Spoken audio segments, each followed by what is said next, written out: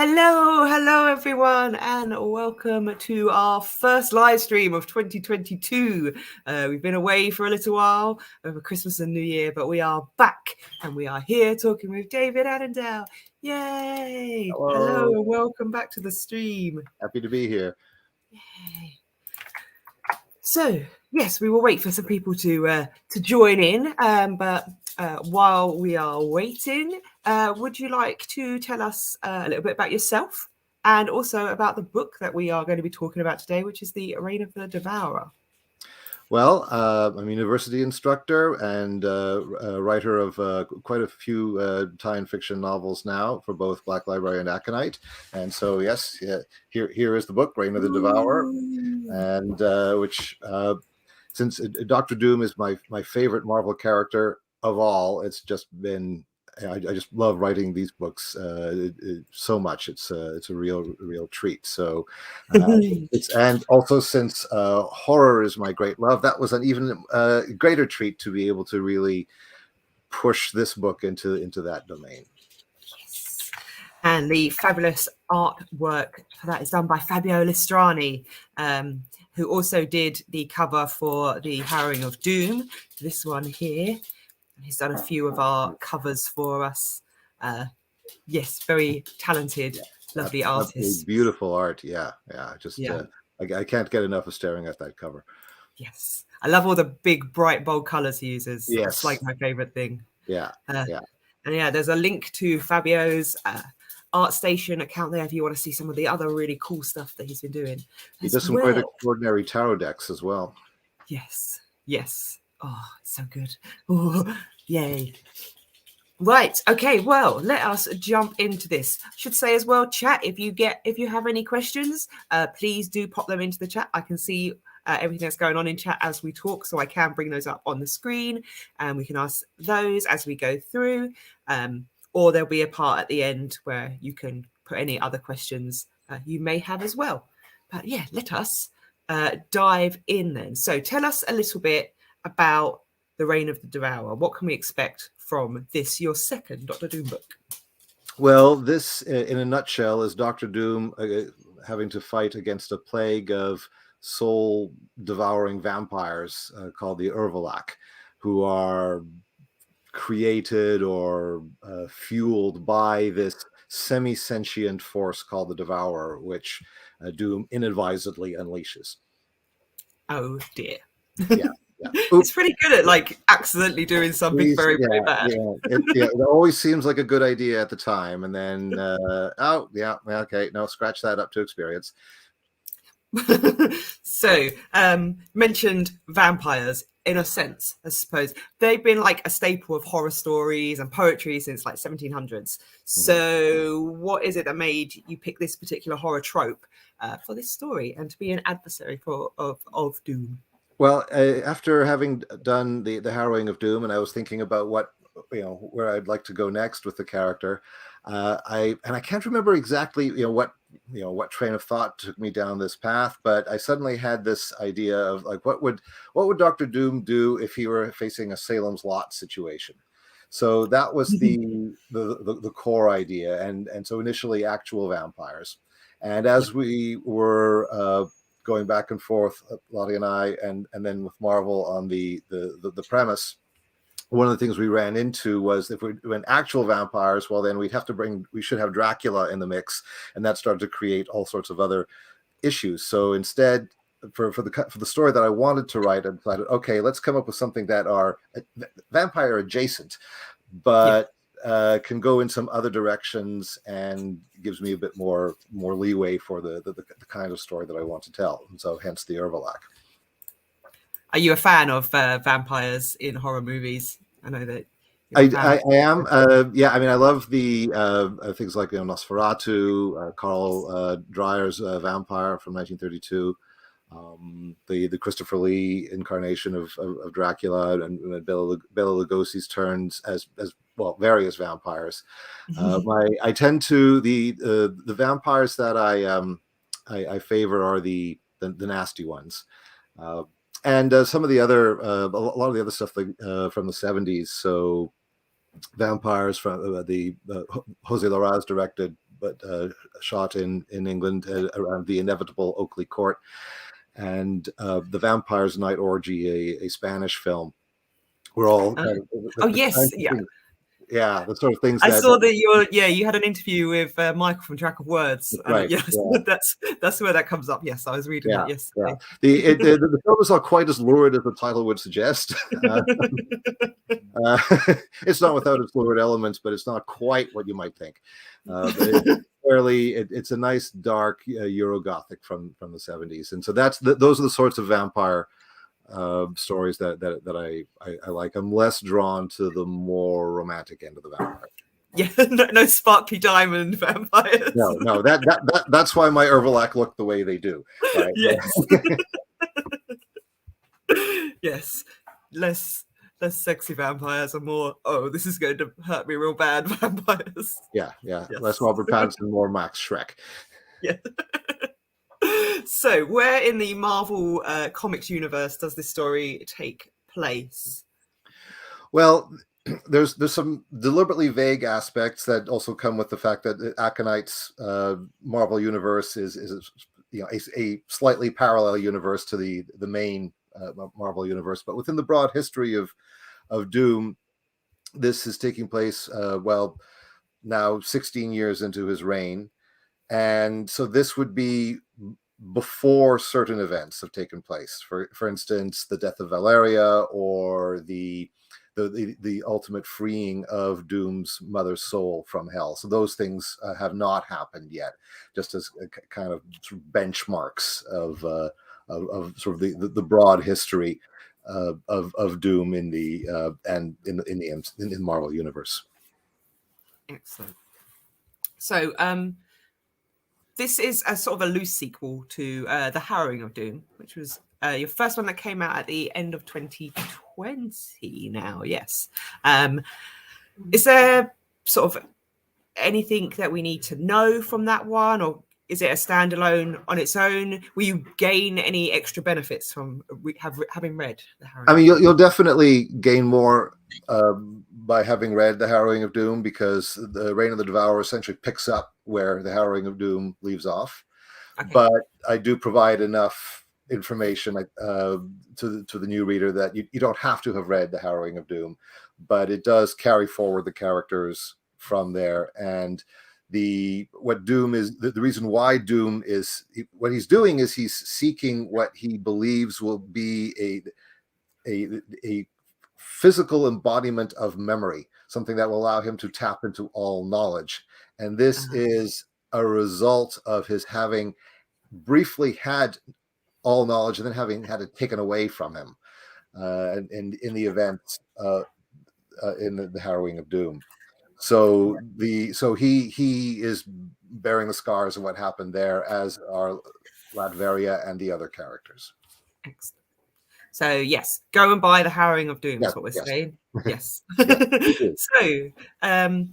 So love your use of supporting characters who experience Doom with awe and respect. So many writers don't get Doom's character right, though. What inspirations have you found for Doom's voice? In the comics, the ones that I guess stood out for me the most, well, I think the single biggest influence for me is this goes back to my childhood and was really one of my formative experiences with Dr. Doom.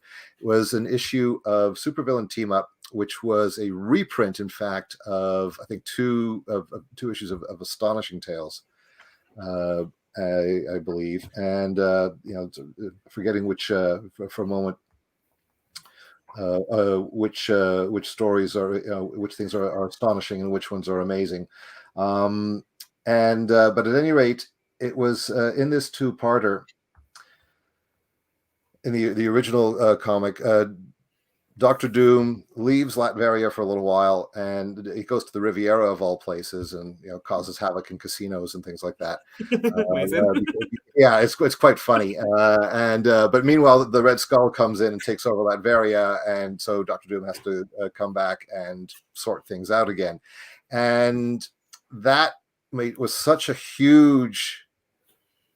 It made such a huge impact on little me, seeing a comic that had Doom absolutely triumphant at the end, that creates a very clear contrast between him and the Red Skull, and the image of him sort of majestically standing in silhouette on a cliff in the final panels just stayed with me forever. So this was kind of the ground zero of influences for me. And there's been some other aspects of kind of scattered around the other comics. There's an issue of Captain Britain where he is, in fact, has a brief encounter with Dracula, and where he is clearly revolted by Dracula's Islamophobia and wants nothing to do with him. And so a lot of the other influences, both also the recent Doctor Doom comic and others, it's been very scattered. And along with that is thinking of Doctor Doom in the broader tradition that informs him. So not just from the comics themselves, but the kind of character that he is. And so we've got this lineage of Romanticism and the Gothic that, something that we see in a lot of comic book characters, in superhero figures that are carrying on character tropes and archetypes, particularly from the late 18th, early 19th century. And so that was a pretty deep well for me to draw upon as well. So what attributes of Doctor Doom made you establish him as your favorite Marvel character? I'm a huge fan myself, and I've just recently bought the Harrowing of Doom. Yay! And I'm reading it currently. Excellent, Henry. Boy, that's a really good question. And it's a little bit hard for me to pinpoint something specific, because he's been my favorite Marvel character for so long that literally this means most of my life, right? I must have been probably 8 or 9 years old when I first encountered him, or thereabouts. So it's in the deep mists of my childhood. He looks cool. I mean, let's not put too fine a point on it. That is an amazing character design, right? He just looks so ferocious and ominous and majestic. He has this amazing name too, right? I mean, what's not to like? But there's always, I mean, I know that I've always been drawn to darker characters. I mean, my young self was, I remember when I was 12 and reading the Silmarillion, and I mean, I'm rooting for Morgoth and Sauron all the way through in that book. So there's the majestic villain side that has always been an appeal. But I think the complexity of the character too, in that he certainly is I think easily, and granted I'm biased, but one of the greatest of Marvel's villains or comic book villains, period, in that he is so formidable. But he's complicated by the fact of Latveria itself, and the way that he is perceived there, or and this obviously shifts from writer to writer, creator to creator, but there's a presence that he has, a reason for being that's quite different from, I mean, really totally different from, say, someone like the Red Skull, right? And that, so that, I think that majesty, that darkness, that complicated darkness, the sense of, depending on the moment, a decency that comes through, or a commitment to a particular ideal, which however we may think about the means or the end for that matter, but it still sets him apart from a lot of other villains. So I mean, here I'm starting to get into all the things that I kind of built into my love of the character in the years that followed my initial encounter. So I've probably danced around that question slightly, partly because it's like I can point why did I fall in love with Godzilla? Giant dinosaur. That's easy, right? But it feels more complicated and harder for me to identify than Doom. And I'd like to agree with the thing that just popped up on the chat about Latveria grounding Doom, right? The perception that one has of Doom between, in Latveria and out Latveria is so different. I mean, for instance, both both the UK and France have stations named after battles involving Napoleon, but Waterloo and Austerlitz are celebrating completely different aspects of that historical figure, right?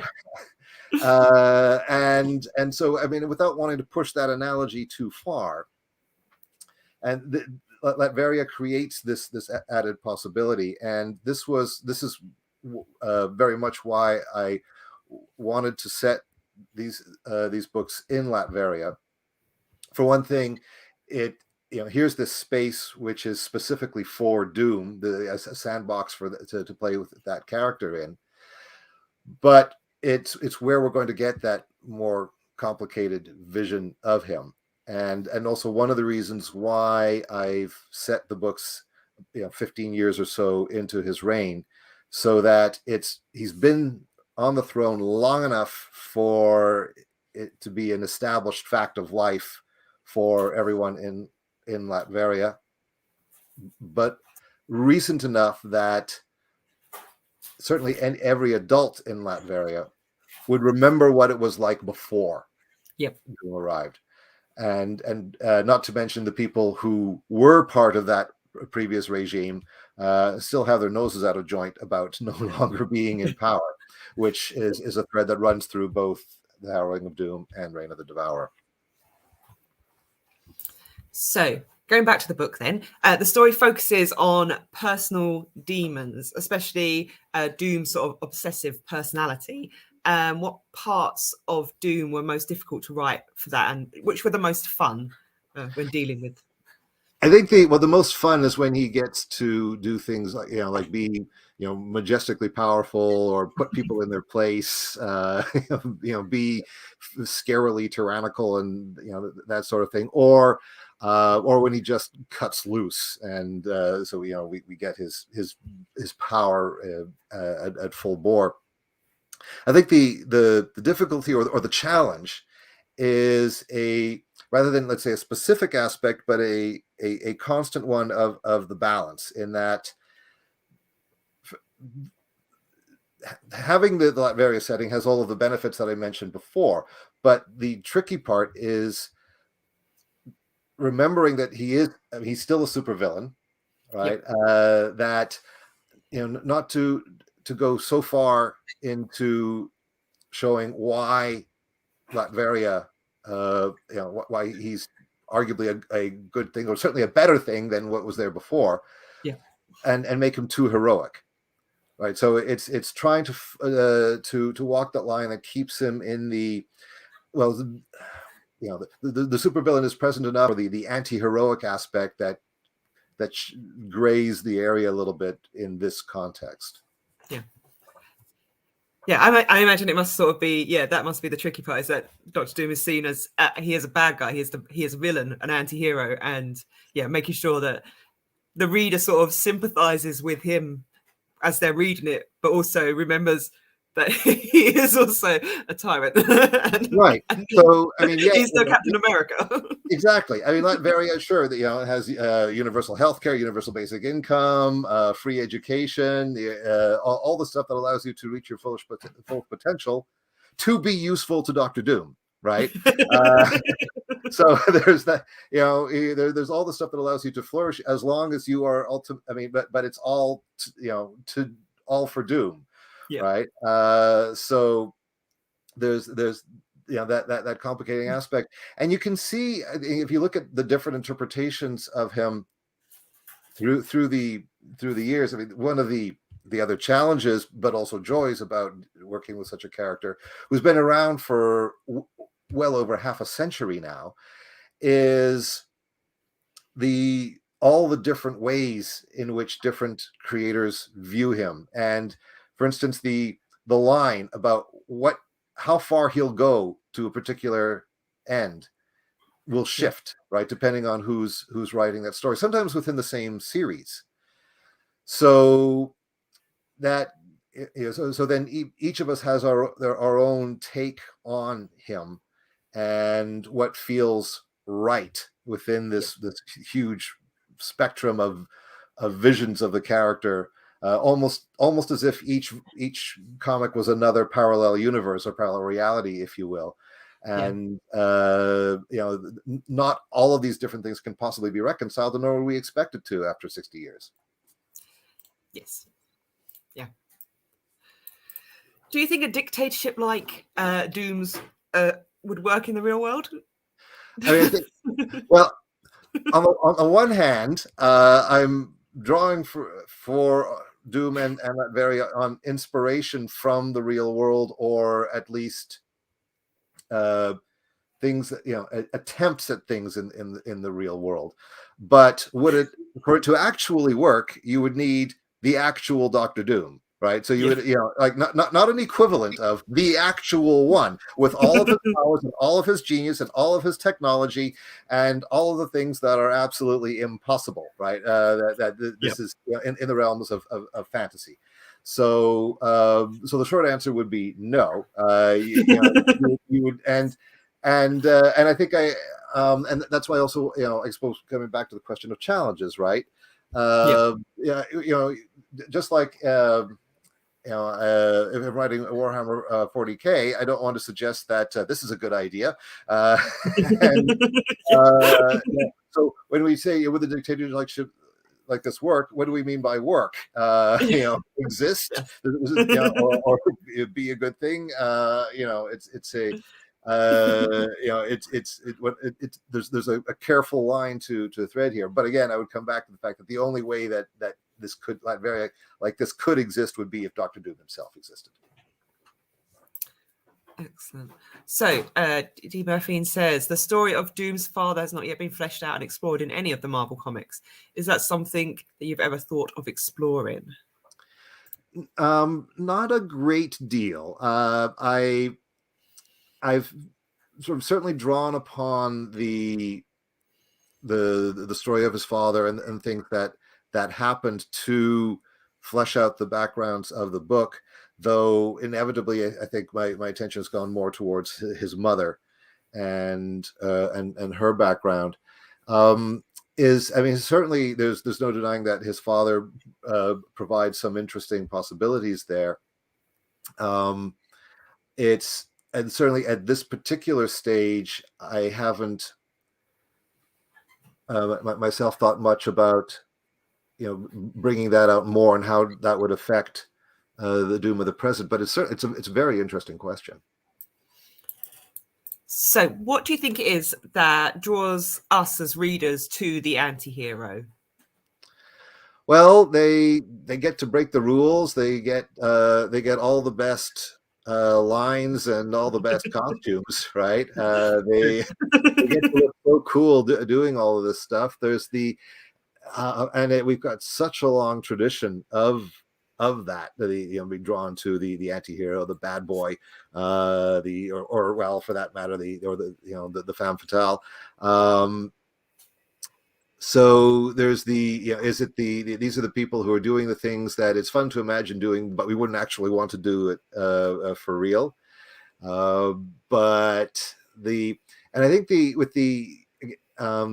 there's still that difference though with the anti-hero versus the completely dark-hearted villain, right? Yeah. Wherein there's at least something there that that allows us to feel some sympathy, some engagement. Something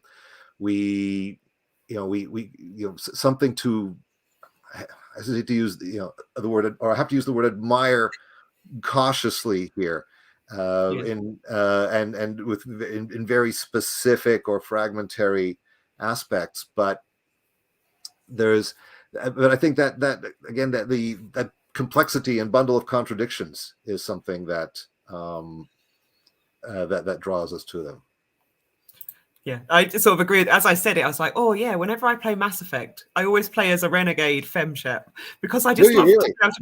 Yeah, always. I can't go Paragon. Like, I always just want to punch that reporter in the face.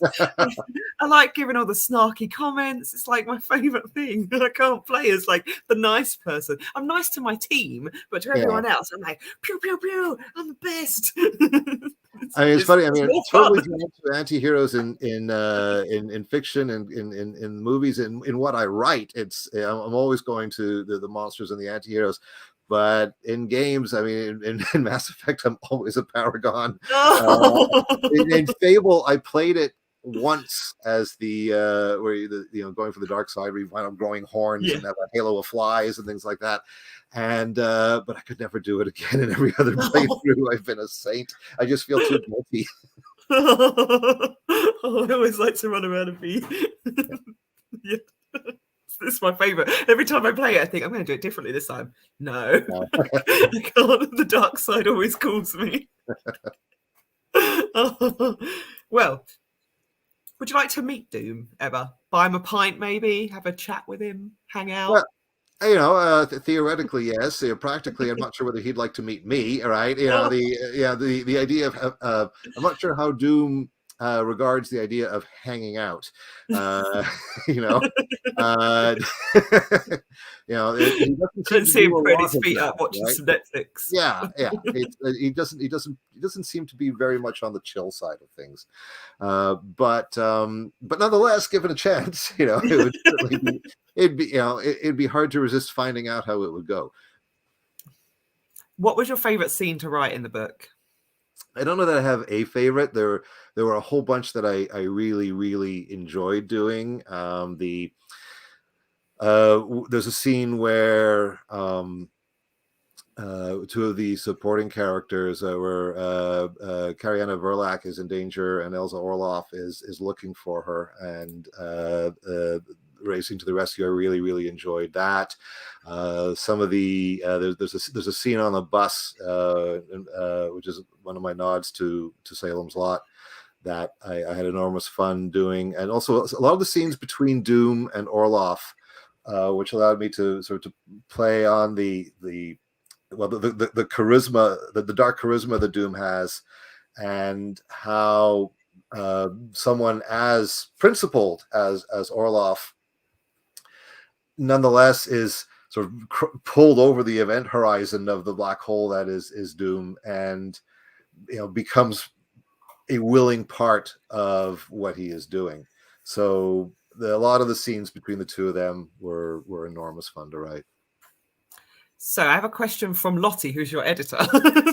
And she says, tell us about your choice in portraying Doom as a byronic hero. Why did you make that choice, and why do you see Doom that way? Well, when I teach a lot of Gothic fiction and and the Romantics in my particularly some of my first year English courses, but also when I teach horror. And when I've spoken to students about the two particular figures, the Byronic hero and the Gothic hero villain. So the kind of villain that we would encounter in, say, the Mysteries of Udolpho, and that Dracula would be a good later example of. And so when I'm talking about these two figures as defined in the early 19th century, late 18th and early 19th century, and I invite the students to think about modern equivalents of these figures. And so, depending on the version of the Byronic hero we're looking at, we can point to Batman, for instance, as a newer incarnation of that. And but as far as recent manifestations of the Gothic hero villain, then characters like Doom or Darth Vader are the kind of immediate, obvious, almost textbook examples of that. Okay. And outside of Latveria, Doom is, I think almost perfectly embodies the Gothic hero villain. But inside Latveria, again, we get that complication.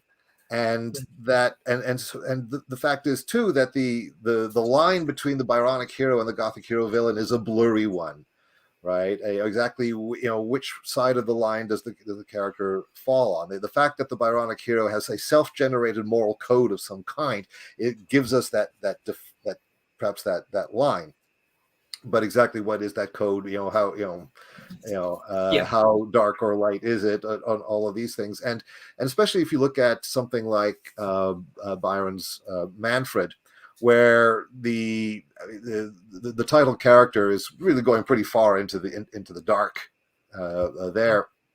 So there is all that messy blurriness, which I think the Latvian context creates, and so I liked the idea of taking a figure that, on the again at first glance, is textbook Gothic hero villain, but in this context, I can look at him more as a byronic figure. The byronic heroes are also going to be more tortured than Gothic hero villains, generally speaking, right? And so that gives more to play with, particularly looking at Doom and the demon's literal psychological and otherwise that he wrestled with.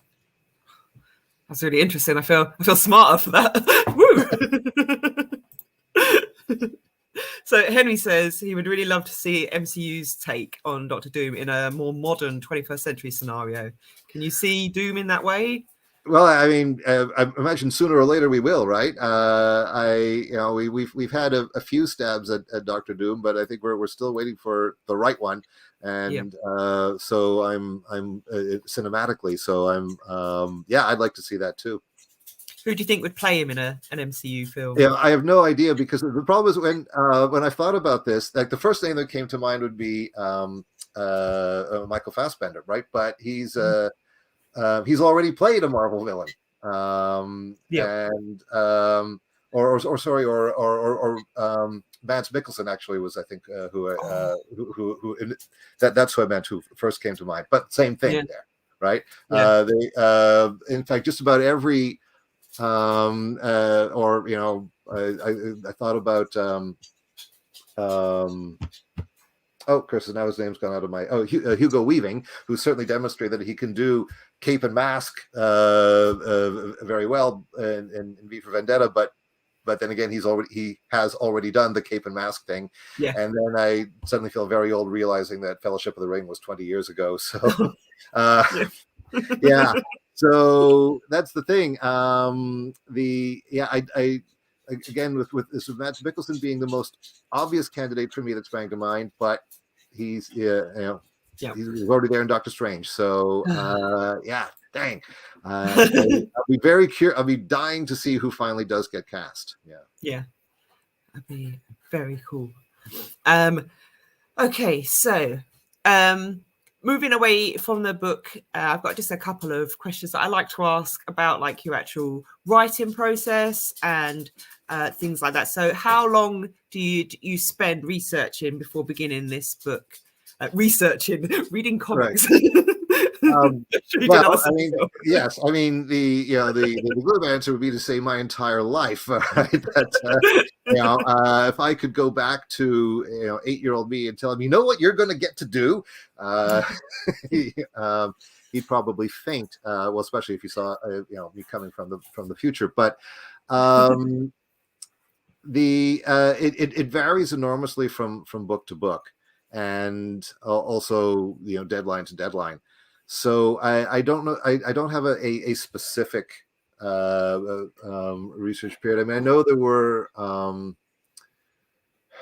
Leading up to this one, there was at least a month or so of reading other stuff that just to get the story shape. But also some of that research was happening while Lottie and I were going back and forth with the pitching as well. So yeah, it varies from book to book, and is often concurrent with other things that are going on. And what's your work schedule like when you're writing? Because you do also, as you said, you're a university lecturer. Yeah. So how do you balance that? With difficulty. It depends on my teaching schedule. So when the writing has to happen, in the morning or the afternoon, depending on when I'm teaching. I'm no longer of the age where I can write till 3:00 in the morning anymore. So what I tend to write in sprints of 25 minutes, just a period which try to focus, zero out all distractions and get as many words as done as possible. Take a short break and then do another sprint. Often doing this where possible at the same time as a writing friend. because then we're both concentrated and we can check in with each other. How many words did you do? Oh, nice. That sort of thing, and that often works out very well. So the I don't have a fixed schedule. It's whenever whatever time of the day permits, Yes. and get in as much as I can. I think it's amazing that you can do both. I used to be a teacher. I definitely never felt like I could sit down and do any writing at the end of it. I was like, that's it. I don't want to see words ever again.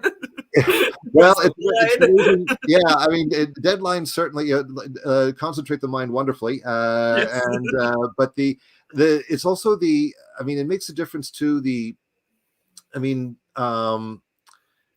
being able to work with these characters. And get to write these books is so energizing that it you want to get down, okay, and get this story out and then go on and do the next story. So that helps generate the energy to keep going. And there is, there's a kind of mutual feeding too of the two, right? So to come back to what we were just talking about with the whole byronic hero, right? That a lot of my take on Doom has certainly been influenced by what I've been doing as a lecturer as well. Yeah. And then this term I'm teaching a course on comic books and film, right? So it kind of feeds back in that way as well. So there is though. There's obviously the time juggling that's perpetually a challenge. There is a bit of a synergy that happens between the two job hats that I'm wearing, to mix a very bad metaphor. So, is there a third Doom book in the works? Well, we hope that I certainly want there to be. Yes, that would be very, very good. I think I have some definite ideas. Yeah. I mean, we never say that. It would be a great, as Henry said, that would be a perfect trilogy. So it's, yes, I think trilogies are always very nice. Yeah. Your vocabulary always challenges me. I rarely have to look up a word or two. I think it's terrific that stories are accessible but not dumbed down for a 5th grade reader. Well, very glad to hear it. Yeah. And don't worry, I'm like that all the time, even with the people I work with. I'm like, oh, yes, I understand what you're saying. I'll just go look that up. Thank you. Right. Well, before we leave, so your next book out with us is In the Coils of the Labyrinth, which is for you Arkham Horror. So a little bit away from the Marvel. Oh, it's such a beautiful book. And the art for this is by John Coulthard, who has done lots of our Arkham Horror ones, not all of them, because we have 2 different strands. But yes, so obviously you have a sort of a love of horror. Why did you move away from Marvel for the next book? Tell us why you've gone to Arkham. Well, because I've wanted to do something in the Arkham Horror line for quite a while now.